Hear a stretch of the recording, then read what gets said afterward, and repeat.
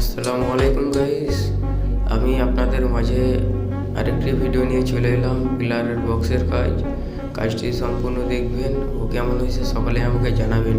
আর এই ধরনের কাজগুলো যদি আপনারা বাসা বাড়িতে করতে চান তাহলে আমার স্ক্রিনে নাম্বার দেওয়া আছে, যোগাযোগ করতে পারেন।